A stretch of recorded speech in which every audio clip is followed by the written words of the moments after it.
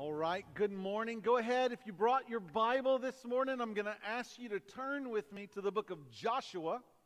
The book of Joshua, chapter 5. Now, last week we saw in chapter 4, we saw Joshua order the men to pick up these large stones from the river Jordan as they crossed over. And the idea was to take these stones and to set them up in such a place and in such a way that their children might one day ask them, what do these stones mean?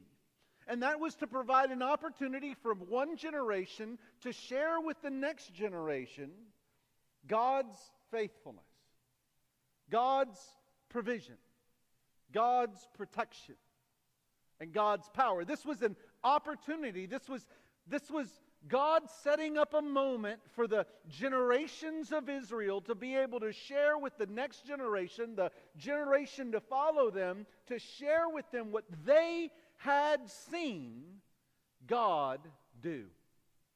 And that's such a beautiful thing.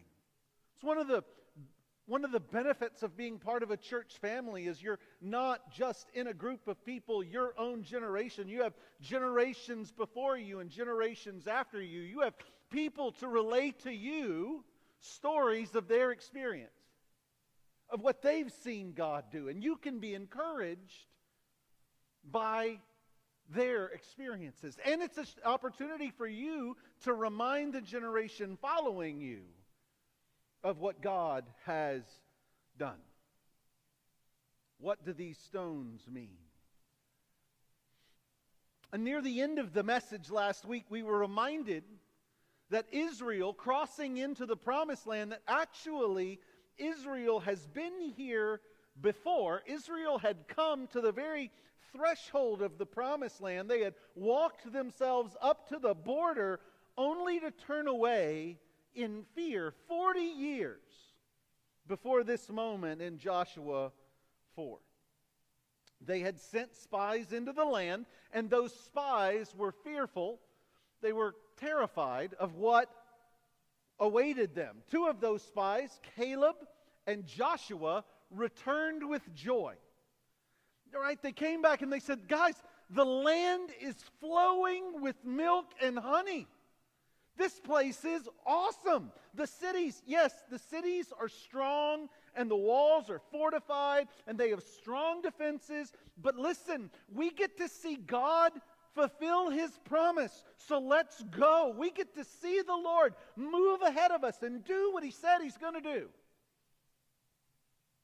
But 10 of those spies came back fearful. They came back afraid. And their response was, yeah, the land is flowing with milk and honey. But those cities are strong. And their defenses are strong. And their walls are fortified. And there are giants in the land. So, let's go back. Because if we go forward, we're just going to die. Let's go back to what God has already led us out of. In response to their fear, in response to their disobedience, in response to their lack of faith, God turned them around and led them through the wilderness for 40 years. He led them around the desert until that entire generation had died. All but those two spies that brought back that one report. And one of those two spies, Joshua, he was the one who would lead them into the land. And now, Joshua 4, they've crossed into the river. They have stepped into what's next. And in that moment, God gives them a command that, let's be honest, is going to seem a bit strange to us at first glance. Would you stand with me as we read together, beginning in Joshua chapter 5, verse 2. Joshua 5, beginning in verse 2, says, "At that time, the Lord said to Joshua, 'Make flint knives and circumcised the Israelite men again. Aren't you glad you came here this Sunday? So Joshua made flint knives and circumcised the Israelite men at Gibeath Ha'aralot. This is the reason Joshua circumcised them. All the people who came out of Egypt who were males, all the men of war, had died in the wilderness along the way after they had come out of Egypt. Though all the people who came out were circumcised, none of the people born in the wilderness along the way were circumcised after they had come out of Egypt. For the Israelites wandered in the wilderness 40 years until all the nation's men of war who came out of Egypt had died off because they did not obey the Lord. So the Lord vowed never to let them see the land he had sworn to their ancestors to give us, a land flowing with milk and honey. He raised up their sons in their place. It was these Joshua circumcised. They were still uncircumcised, since they had not been circumcised along the way. After the entire nation had been circumcised, they stayed where they were in the camp until they recovered. The Lord then said to Joshua, "Today I have rolled away the disgrace of Egypt from you." Therefore, that place is still called Gilgal, which means rolled away today. Father, give us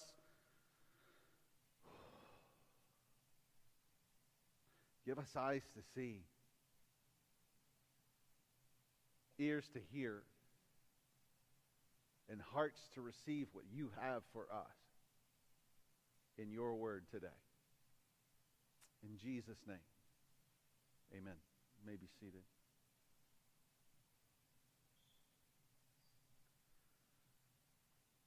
This is the moment they've been waiting for.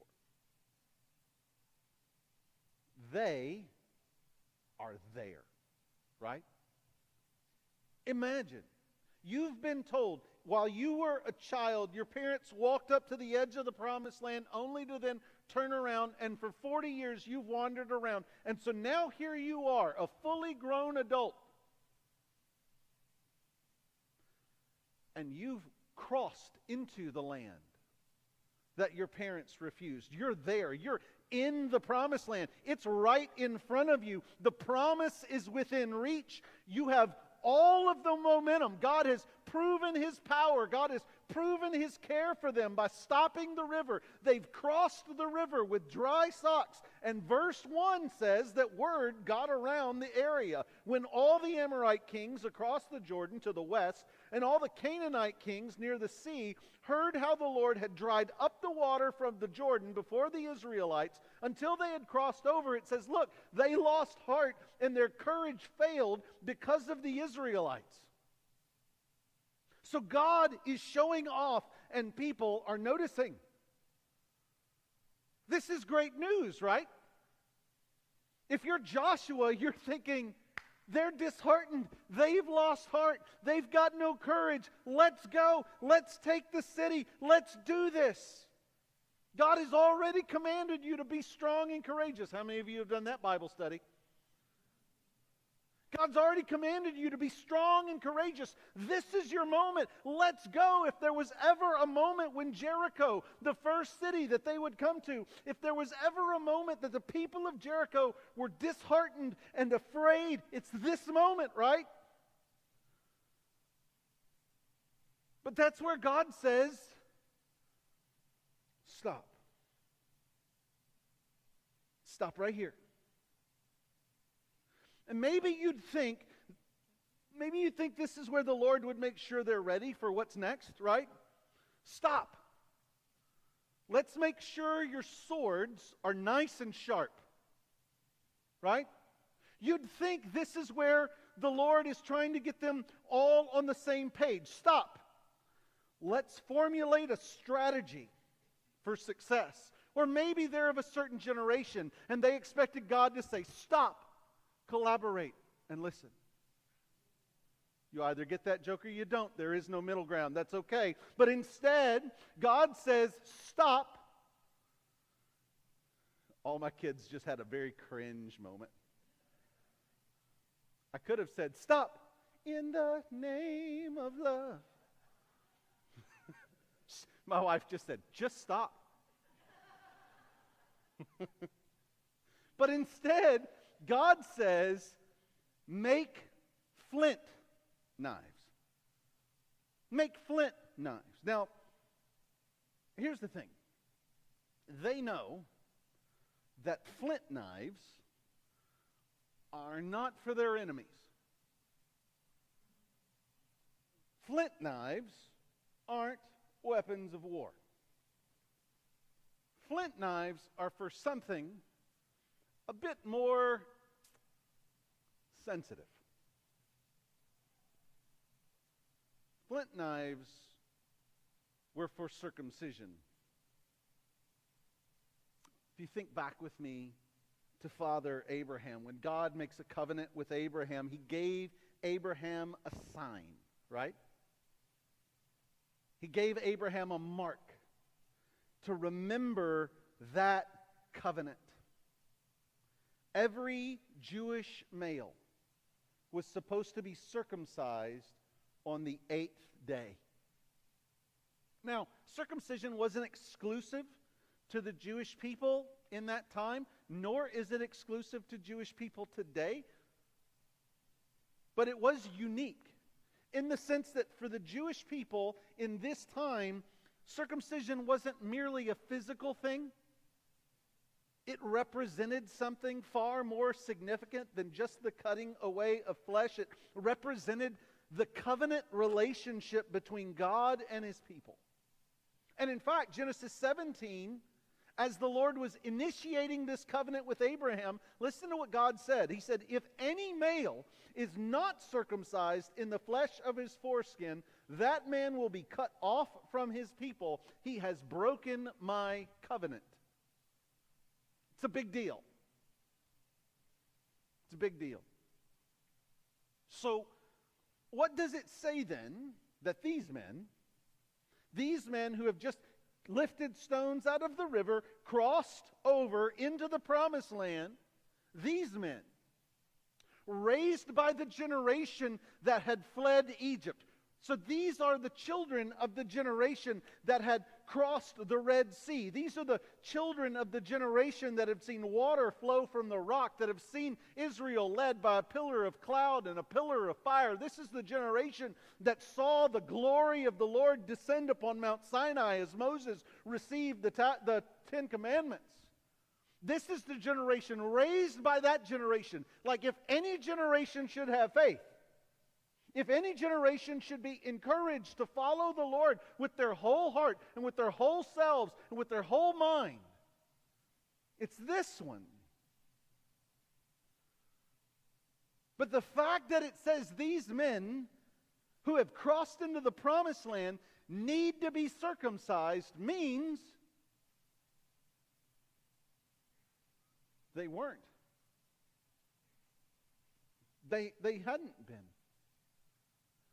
In fact, it's a demonstration of God's grace to his people in that he maintained his covenant with them even in their disgrace, even in their disobedience, because he had already said, if anyone isn't circumcised on the 8th day, that person is cut off from my people. So it's a grace of the Lord that he's still with them even in their disobedience. But I want you to see here that God doesn't allow that disobedience to go unchallenged, and he doesn't allow that disobedience to go without confrontation. And so here they are in this moment of transition. They've crossed into the promised land. God doesn't command them to charge. It's not time for them to go and conquer the city. He tells them to stop and to renew their covenant with him first. If you're taking notes, this is what I want to encourage you to write down. God doesn't care about your success. He cares about your heart. Maybe this is more palatable. Maybe we can read this and we're less like, wait a second, if we write it this way, God is less concerned about your success than He is your heart. Is that easier for you to hear? God cares, but He mostly cares about your heart. It's a challenging thing to consider. Sometimes the greatest obstacle, the thing that's in the way for what God has next for you, has nothing to do with what's in front of you. It has everything to do with what's still in you. Here Israel is, ready to move forward. But God knows that their readiness only extends to their hands and it doesn't reach their heart.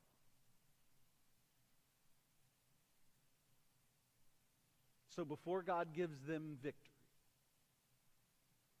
He calls them to check their hearts and to renew their covenant with Him. He calls them to check their hearts and to renew your commitment, renew your covenant with Him. So as University Baptist Church begins to step into this next chapter, it's absolutely necessary that we take the moment to pause and to consider our hearts.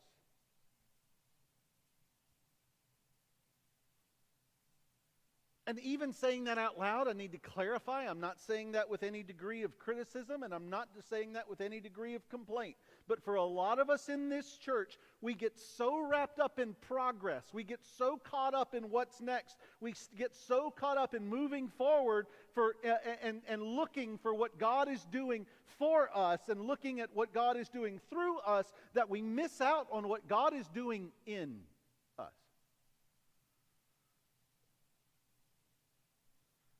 Whatever Joshua and the people of Israel were expecting God to lead them to next, I am pretty sure this wasn't it. But that's kind of the point, right? When you think about it, that makes sense. This would not have been top of mind.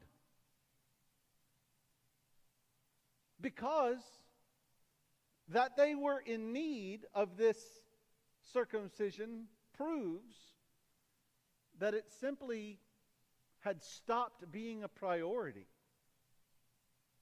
for them in the first place. Not to them, but it mattered to God. Look at verse 4. This is the reason Joshua circumcised them. I love it when the Bible just goes, hey, dummy, I'm going to give this as clear to you as I can, right? And it feels like Joshua over-explains this to me. Maybe that's just me. I'm just reading it. It feels really over-explained. But that's because God is trying to make this very, very clear. All the people who had come out of Egypt who were males. It's not saying that all the people who came out of Egypt were males. He's saying of those who came out of Egypt, the ones who were males, all the men of war, so they were of fighting age. That's where God draws this generational line. They had died in the wilderness along the way after they had come out of Egypt. Though all of the people who came out were circumcised, he's referring to the men, none of the people born in the wilderness along the way were circumcised after they had come out of Egypt. So they stopped this practice when they left Egypt, is what he's saying. For the Israelites wandered in the desert 40 years until all the nations, men of war, who came out of Egypt had died off because they did not obey the Lord. They refused to enter the land. They heard the 10 spies' reports that yes, the land was flowing with milk and honey. Yes, the land was a land of plenty. It was a land of everything. It was a land of opportunity. But the problem was they were terrified. So they turned around. And God led them along for 40 years in the wilderness. And God vowed never to let them see the land He had sworn their ancestors to give us, a land flowing with milk and honey. He raised up their sons in their place. The sons had just crossed the river. It was these sons born on this side of Egypt, on this side. These sons were still uncircumcised, since they had not been circumcised along the way.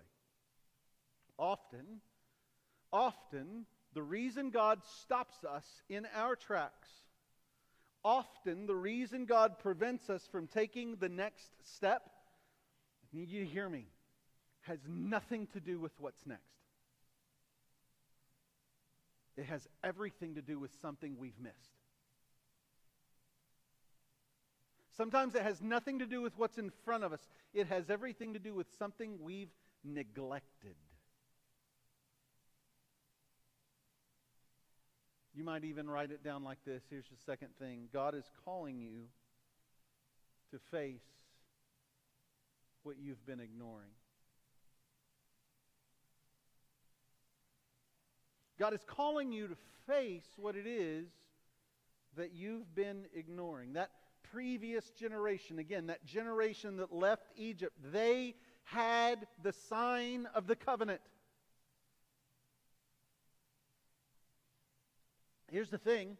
You'll remember, one of the last things that God does in Egypt is send the plagues, right? And what's the last plague? The angel of death. The killing of the firstborn, which commemorates what? Passover is commemorated by Passover. Passover is the remembrance that God had told them, if you put the lamb's blood on the door, the angel of the Lord will pass over you. And so when they take the Passover meal on an annual basis, on a yearly basis, when they eat that Passover meal, it is a remembrance of that angel of the Lord, of God's grace and protection of them. Here's the thing. You couldn't participate in the Passover meal if you were of age and not circumcised, because that was a demonstration that you were cut off from God's people. So the generation that left Egypt, they had the sign of the covenant. But this generation, standing in the promised land, didn't. For 40 years, it wasn't done. For 40 years, it was neglected. I need you to think about that. For 40 years, they just stopped. Think about everything that generation had seen. They had seen manna from heaven. They'd seen water from the rock. They saw God lead them with a cloud and with fire. And still they neglected something God had clearly commanded them to do. But this wasn't outright rebellion, right? Like at no point did they pass a resolution, we just won't be doing that anymore. No, it was quieter than that. They just stopped. It was neglect. A little drift. A little delay. I know it says on the 8th day. Maybe we'll just do it a little bit later. We'll just put it off a little longer. And over time, what would have once been unthinkable just became the norm. Just became normal.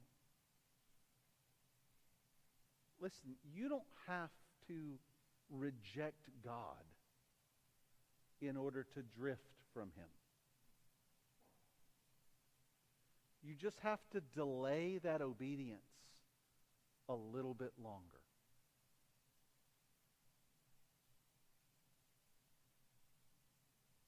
When has that ever happened in your life? I'm not talking about the big, obvious sin. No, I'm talking about that thing in your life that you just let slide. You just found an excuse for. You just found a reason not to deal with it. Maybe it's a habit that you used to protect, you used to guard, you used to do this regularly, and then slowly but slowly that daily regularity is just kind of gone to the side. And now you don't do it more often than you do it. Maybe it's a discipline you used to practice. Maybe it's a conviction that you used to hold. You didn't walk away overnight. You just stopped. And you stopped paying attention. And now here you are, standing in a new season, carrying with you old disobedience. And God, in His grace, says, we're not going to move forward like this.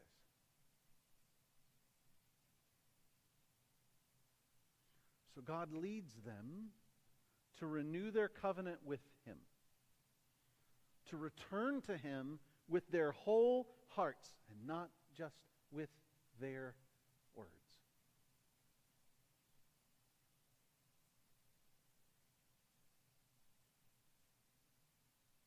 I love what it says in verse 9. Verse 9, he says, today I have rolled away the disgrace of Egypt from you. Don't miss that. Like, don't miss that. They've been out of Egypt for decades. Egypt is so far in the rear view mirror, it's unbelievable. But Egypt isn't out of them.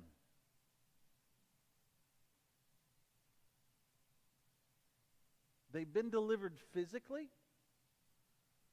but now they're being renewed spiritually.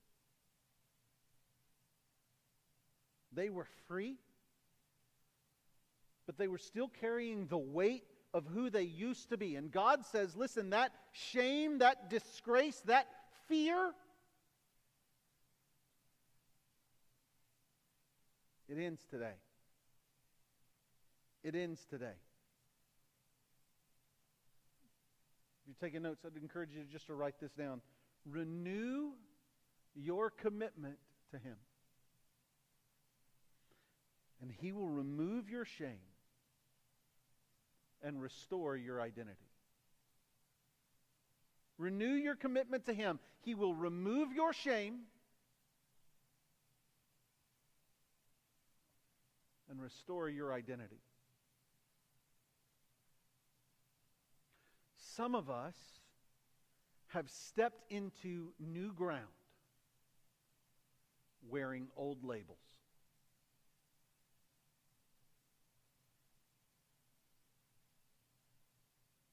I remember when we were kids in high school, how important those letter jackets were, right? Anybody still have theirs? Yeah, some of us do. Those letter jackets were everything. Got your patch, right? Had big G for Garrison, right? I had like the football on there. I had baseball on there. Never mind, I didn't letter in either of those. I lettered in band, but I got a little patch for that. I had like playoff patches down one arm and All-State Choir down the other arm. On the back it said Norman. Yeah. And I wore it my senior year. It didn't matter. It was 112 degrees. I wore it with a t-shirt. I was going to wear my letter jacket. And then I got to college. Do you know what's not cool? Wearing your letter jacket at college. That's a good way to get bullied, actually, now that I think about it. Some of us have stepped into college rocking our letter jacket. We've walked into a new season wearing old labels, still thinking we are who we used to be, still carrying shame that Jesus has already paid for. Some of us have walked into a new season still defining ourselves by a past that God has already forgiven. And God is saying, listen, if you're going to walk into what's next for you, you don't get to take that with you. You don't get to carry that on your back or on your shoulders. This command that he's giving Israel here, this isn't just about a physical act. This is something deeper. This is something far more important. You see, God has always and only ever been about your heart. And ultimately, Jesus came to do so much more than just to change your behavior and change the way you look. I worry that sometimes we think that Jesus is just a way of life. It's not. Jesus came to change who you are entirely. He came to change your identity.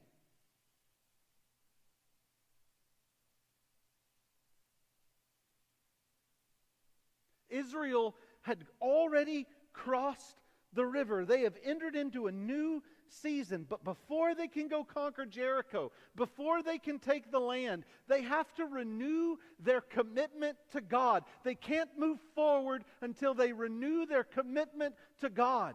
And that's exactly what we're going to do together here in just a moment. You see, we live in the New Testament side of things. Circumcision is not our sign. The initiating rite of Christianity is baptism, which represents a spiritual circumcision, what's called the circumcision of the heart, which isn't done by human hands, it's only done by the Spirit. Baptism is the initiating rite. That's how we mark the beginning of our relationship with God. And that step of obedience is the first of a lifetime of obedience. And the Lord's Supper is the renewal sign, the renewing sign of us remembering our commitment to God. And each time we take the cup, and each time we take the bread, God calls us to step back and to take stock. Where am I in this moment in my relationship with God?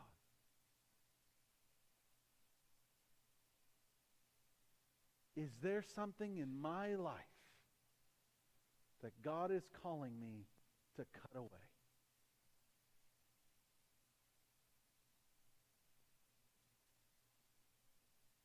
Is it a sin that I've tolerated? A habit I've justified?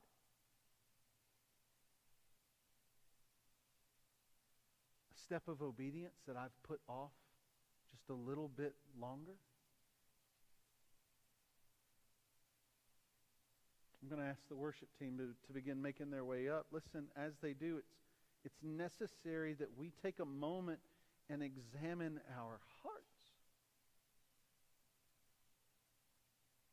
One of the reasons we do that individually is because the Lord's Supper is in and of itself a communal experience. So that word, so we call it the Lord's Supper, right? It's also called communion. You can even hear communal, communion. Communion simply means participation. So the Lord's Supper is a group project. It's not an individual thing. It's something we do. It's something we do together as a church. It's a meal that is shared by the church family. And so before University Baptist Church can renew its commitment to Jesus, every member of University Baptist Church has to renew their commitment to Jesus. So that's what we're going to do in this moment. The worship team's going to lead us in a song, and as we sing, we're going to examine our heart. Is there any disobedience? Is there any delayed obedience? Is there any neglect in your life or in your relationship with Him? that you need to resolve. Listen, maybe you're here and you don't actually need to renew anything. You just need to be made new. You need salvation and forgiveness that only Jesus can give. So the beautiful thing is, this is your invitation too.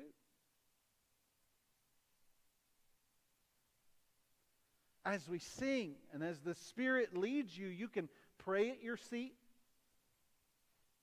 You can pray at the altar. I'd be honored to pray with you. Be honored to pray for you and encourage you as you stop putting things off.